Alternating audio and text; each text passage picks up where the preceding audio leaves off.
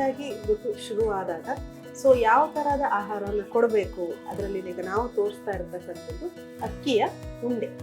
ಅಕ್ಕಿ ಉಂಡೆಗೆ ಬೇಕಾಗುವ ಸಾಮಗ್ರಿಗಳು: 1 ಕಪ್ ಅಕ್ಕಿ ಹಿಟ್ಟು, ತೆಂಗಿನ ತುರಿ, ಕಡಲೆಬೇಳೆ, ಸಾಸಿವೆ, ಉಪ್ಪು, ತುಪ್ಪ. ಸೊ ಈ ಅಕ್ಕಿ ಉಂಡೆ ಮಾಡಲಿಕ್ಕೆ ನಾವೀಗ ಮೊದಲನೇದಾಗಿ ಅಕ್ಕಿಯನ್ನು ಬೇಯಿಸ್ಕೊಳ್ಳೋಣ. 1 ಕಪ್ಪಿನಷ್ಟು ಅಕ್ಕಿ ಹಿಟ್ಟನ್ನ ತಗೊಂಡಿದ್ದೀವಿ. ಸೊ 1 ಕಪ್ಪಿನಷ್ಟು ಅಕ್ಕಿ ಹಿಟ್ಟಿಗೆ ಒಂದು 2 ಕಪ್ಪಿನಷ್ಟು ನೀರನ್ನ ನಾವು ತಗೊಳ್ಬೇಕು.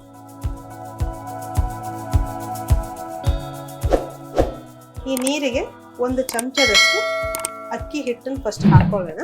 ಮುದ್ದೆನ ಯಾವ ಥರ ಮಾಡ್ತೀವೋ ಸೇಮ್ ಅದೇ ಥರ, ಅದು ಉಪ್ಪು ಬರ್ತಾ ಇದ್ದ ಹಾಗೆ ಉಳಿದ ಅಕ್ಕಿ ಹಿಟ್ಟನ್ನು ಹಾಕಿ ಚೆನ್ನಾಗಿ ತಿರ್ಸಿ ನಾವು ಅದನ್ನು ಬೇಯಿಸ್ಬೇಕಾಗತ್ತೆ.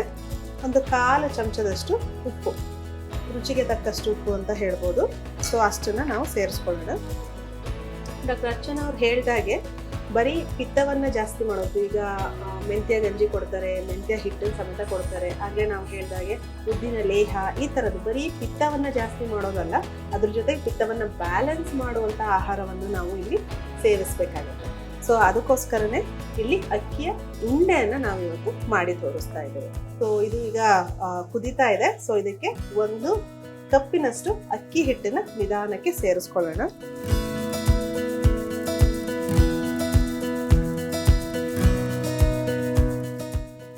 ಇದೀಗ ಕ್ಲೀನಾಗಿ ಲಂಪ್ ಇಲ್ಲದೇನೆ ಮಿಕ್ಸರ್ ಆಗಿದೆ. ಇದನ್ನ ಚಿಕ್ಕ ಚಿಕ್ಕ ಉಂಡೆ ಮಾಡಿಕೊಂಡು ಸ್ಟೀಮ್ ಮಾಡ್ಕೊಳ್ಬೇಕಾಗತ್ತೆ. ಇದನ್ನ ಸ್ವಲ್ಪ ನೀರನ್ನ ಕೈ ಮುಟ್ಟಿಸ್ಕೊಂಡು ಚಿಕ್ಕ ಚಿಕ್ಕ ಉಂಡೆಗಳಾಗಿ ಮಾಡ್ಕೊಳ್ಳೋಣ.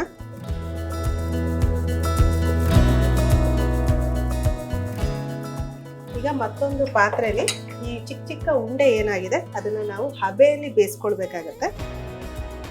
ಈ ನೀರು ಬಿಸಿ ಆಗ್ತಾ ಇದ್ದ ಹಾಗೇನೆ ಮಾಡಿರ್ತಕ್ಕಂತಹ ಉಂಡೆಗಳನ್ನು ಅದರಲ್ಲಿಟ್ಟು ಬೇಯಿಸ್ಕೊಳ್ಳೋಣ.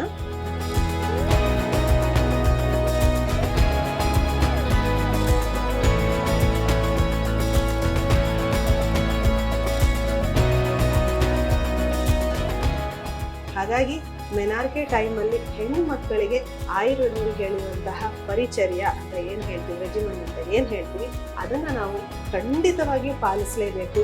ಹಾಗೆ ಪಾಲಿಸೋದ್ರಿಂದ ಯಾವುದೇ ಥರದ ಗರ್ಭಕೋಶದ ಸಮಸ್ಯೆಗಳು ಬರದೇ ಇರೋ ಹಾಗೆ ತಡಿಬೋದು. ಇದೀಗ ಅಕ್ಕಿ ಉಂಡೆ ಬೆಂದಿದೆ.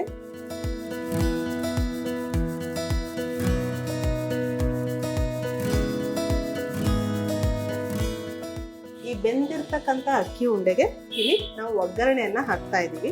ಒಗ್ಗರಣೆ ಇಲ್ಲ ಅಂತಂದ್ರೆ ನೀವು 1 ಹೊತ್ತು ಒಗ್ಗರಣೆದು ಅದರ ಖಾರ ಥರ ಮಾಡಿಕೊಟ್ಟು ಇನ್ನೊಂದು ಹೊತ್ತು ಬೇಕಿದ್ರೆ ನೀವು ಗಸಗಸೆ ಪಾಯಸವನ್ನು ಸೇರಿಸಿ ಸಮೇತ ಕೊಡ್ಬೋದು. ಸೊ ಒಗ್ಗರಣೆಗೆ ಇಲ್ಲಿ 2 ಚಮಚದಷ್ಟು ತುಪ್ಪ, ಸಾಸಿವೆ. ಈ ಸಾಸಿವೆ ಸಿಡಿತಾ ಇದ್ದ ಹಾಗೇನೆ ಸ್ವಲ್ಪ ಕಡಲೆ ಬೇಳೆಯನ್ನು ಸೇರಿಸೋಣ. ಈಗ ಪ್ರೋಟೀನ್ ಅಂತ ಹೇಳ್ತೀವಲ್ವಾ, ಪ್ರೋಟೀನ್ ಅಂತ ಹೇಳಿ ಯಾವ್ದಾವುದೋ ಪೌಡರ್ನೆಲ್ಲ ಕೊಡೋದಕ್ಕಿಂತ ಈಗ ಏನಿಲ್ಲಿ 1/2 ಚಮಚದಷ್ಟು ನಾವು ಸೇರಿಸಿದ್ದೀವಿ, 1 ಹೊತ್ತಿಗೆ ಒಬ್ಬ ಮನುಷ್ಯನಿಗೆ ಇಷ್ಟು ಪ್ರೋಟೀನ್ ಖಂಡಿತವಾಗಿಯೂ ಸಾಕಾಗುತ್ತೆ. ಈ ಒಗ್ಗರಣೆನ ಬೆಂದಂತಹ ಅಕ್ಕಿ ಉಂಡೆ ಮೇಲೆ ಹಾಕೊಳ್ಳೋಣ. ನಿಮಗೆ ಬೇಕು ಅಂತಂದ್ರೆ ಸ್ವಲ್ಪ ಕರಿಬೇವು, ಕೊತ್ತಂಬರಿ ಸೊಪ್ಪನ್ನು ಸಮೇತ ಇದಕ್ಕೆ ಸೇರಿಸ್ಕೊಳ್ಬೋದು. ಹಾಗೆ ತುರಿದಂತಹ ತೆಂಗಿನ ತುರಿಯನ್ನ ಇಲ್ಲಿ ಉಜ್ಜಿಸ್ತಾ ಇದ್ದೇವೆ.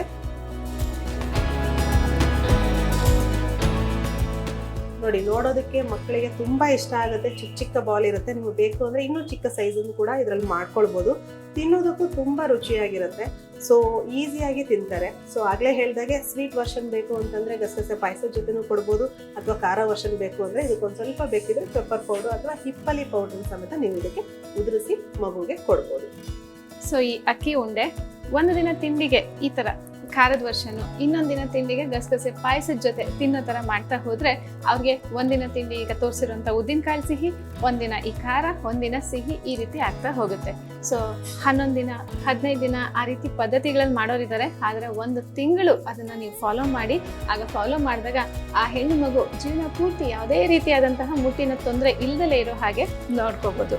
ಮತ್ತೆ ಇನ್ನೊಂದು ಗಮನಿಸ್ಬೋದು, ನಾವಿಲ್ಲಿ ಮಾಡಿರುವಂಥದ್ದೆಲ್ಲ ಸಾತ್ವಿಕ್ ಫುಡ್ಡು. ಸೊ ಹಾಗಾಗಿ ಮಕ್ಕಳಲ್ಲಿ ಈಗ ಡಾಕ್ಟರ್ ರೇಖಾ ಅವ್ರು ಹೇಳಿದಾಗೆ ಕನ್ಫ್ಯೂಷನ್ ಜಾಸ್ತಿ. ಎಷ್ಟು ತಂದೆ ತಾಯಿನಲ್ಲಿ ಭಯ ಇರುತ್ತೋ ಅದ್ರ 4 ಪಟ್ಟು ಮಕ್ಕಳಲ್ಲಿ ಭಯ ಇರುತ್ತೆ. ಏನಾಗ್ತಾ ಇರುತ್ತೆ ಅಂತ ಅವ್ರಿಗೆ ಗೊತ್ತೇ ಆಗಲ್ಲ. ಆ ಕನ್ಫ್ಯೂಷನ್ ಸ್ಟೇಟ್, ಭಯದ ವಾತಾವರಣ ಏನಿದೆ ಅದನ್ನ ಕಡಿಮೆ ಮಾಡೋಕ್ಕೆ ಈ ರೀತಿಯಾದಂತಹ ಉದ್ದಿನ ಕಾಳು, ಅಕ್ಕಿ ಹಿಟ್ಟಲ್ಲಿ ಮಾಡುವಂಥ ಸಾತ್ವಿಕ ಆಹಾರಗಳು ಕೂಡ ಸಹಾಯ ಮಾಡುತ್ತೆ. ಹಾಗೆ ಆ ಪದ್ಧತಿನಲ್ಲಿ ಮಾಡುವಂತಹ ಆರತಿ ಇರ್ಬೋದು, ಡ್ರೆಸ್ಸಿಂಗ್ ಇರ್ಬೋದು, ಆಟ ಆಡ್ಸೋದಿರ್ಬೋದು, ಅದು ಕೂಡ ಕಡಿಮೆ ಮಾಡುತ್ತೆ. ಅದನ್ನ ಫಾಲೋ ಮಾಡೋಕ್ಕಾದ್ರೂ ಒಳ್ಳೇದು, ಆಗಿಲ್ಲ ಅಂದ್ರೂ ಕೂಡ ಆಹಾರನ ಮಾತ್ರ ಮರಿಬೇಡಿ.